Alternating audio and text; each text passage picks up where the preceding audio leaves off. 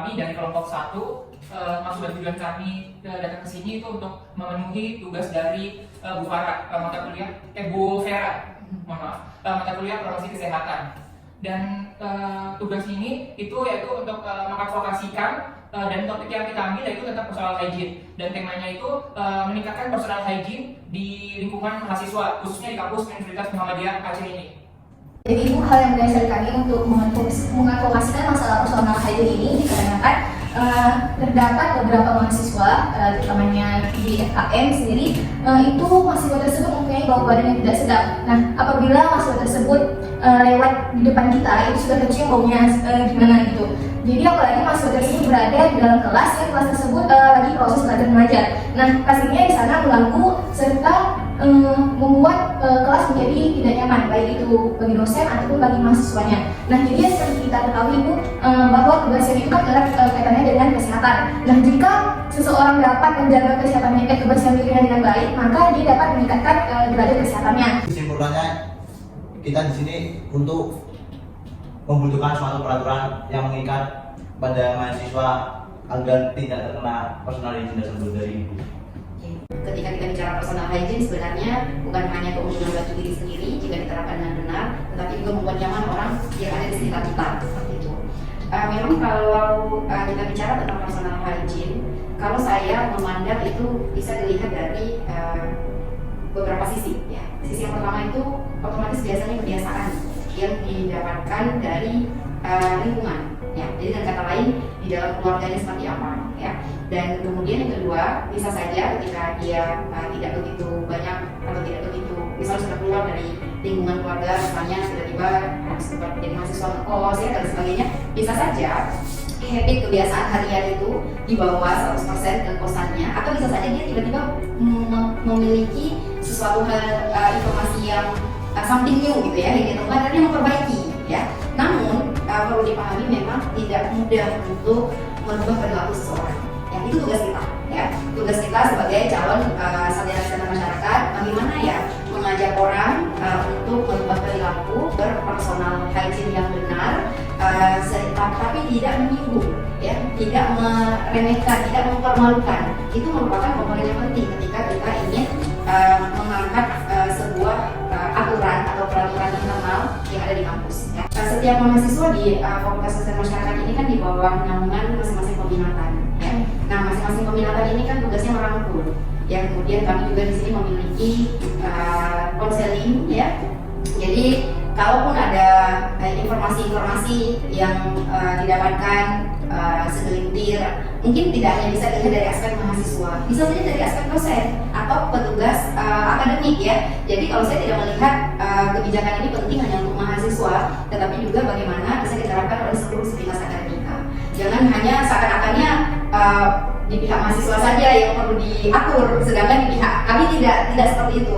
Jadi mungkin kalaupun aturan itu mulai didiskusikan dari awal, itu otomatis tidak memunculkan idenya gara-gara karena ada informasi bau badan ya. Tetapi slogan kita yang besar yaitu apa? Intinya PHBS ya.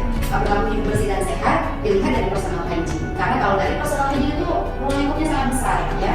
Nah, ketika ada selama ini sebenarnya bukan berarti tidak ada informasi hal seperti itu yang masuk ke saya ya.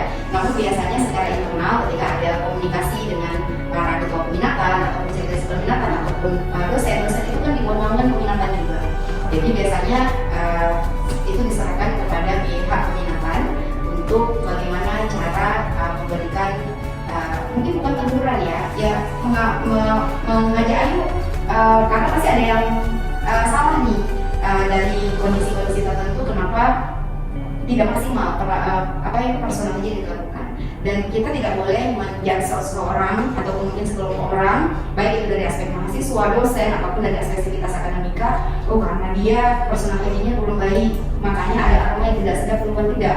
Saya punya pengalaman yang bukan saya tetapi memang dari kerabat, memang ternyata ada kandungan di dalam tubuh seseorang yang mungkin itu rasionya mungkin bisa 1:1 juta orang, yang orang tersebut walaupun dia sudah mandi ya sampai ya standar kita mandi sehari 2 kali, kemudian menyikat gigi menggunakan sabun dan sebagainya, tapi memang aroma tubuhnya memang dia sampai berobat ke dokter ya. Jadi kalau saya berdasarkan pengalaman itu tidak langsung menjudge karena personal hygiene-nya buruk, tetapi bisa jadi dia sebenarnya sudah memperjuangkan nasibnya sendiri gitu ya, sudah dengan keluarganya sudah paham juga, karena biasanya semakin remaja dewasa seseorang kan kita peka ya, ada sesuatu yang salah di anggota tubuh kita, padahal tidak aktivitas di ruangan yang padahal baru siap mandi saja gitu ya, walaupun sudah pakai deodoran apapun jenis deodorannya, tapi tetap ada ya. Nah itu juga tidak gampang ketika membuat kebijakan harus mandi sini, tapi sebenarnya bisa jadi dari sisi medis dia itu punya permasalahan tersendiri. Jadi kalau saya melihat urgensinya itu adalah lebih ke PHBS secara umum ya. Kalau di umum dia itu personal hygiene secara spesifik per individu, tidak hanya untuk diterapkan kepada bau badan saja, karena sebenarnya bagaimana cara kita menyentuh hati orang yang ada atau partner kita yang sebenarnya kita punya tujuan, itu setiap orang punya hal yang berbeda-beda. Dengan sebuah aturan kalau dianggap penting yaitu silakan ya, kalau dianggap memang sangat urgent hanya gara-gara bau badan dibuat sebuah informasi aturan ini mahasiswa harus mandi dan sebagainya. Dan kalau dari sisi aspek kesmasnya itu dari semester 1 mahasiswa sudah dipapari PHBS, personal hygiene ya, apa yang harus dilakukan, apa yang bisa dilakukan, bagaimana cara menghindari dan sebagainya. Jadi kalau spesifiknya melihat urgensi dari sebuah kebijakan yang spesifik untuk bau badan, itu bisa dirangkul dalam sebuah aturan akademik yang mungkin di aturan-aturan apa itu namanya di universitas memang setahu saya belum melihat ada nomenklatur sampai harus mandi sekian kali itu ya, tapi lebih untuk berpakaian yang sopan, baik, ya, berkata yang sopan, mengucapkan salam. Dan kalau nanti ingin memasukkan ya ke aturan yang ada di tingkat universitas, itu mungkin lebih ke informasi, mungkin seperti surat edaran ya, apa yang harus langkah-langkah apa yang bisa dilakukan. Kalaupun masuk ke pedoman akademik mungkin tidak mengatur berapa kali sikat gigi, bagaimana jenis shampoo atau sabun apa yang dipakai ya, tetapi lebih ke informasi bahwasanya pentingnya dalam proses PHBS itu salah satunya personal hygiene, bukan hanya untuk meningkatkan rasa percaya diri terhadap diri sendiri, tetapi juga membuat nyaman orang yang ada di sekitar, dan bukan hanya untuk mahasiswa ya, tetapi untuk seluruh sivitas akademika. Jadi isu yang kemarin itu muncul itu sangat menarik ya.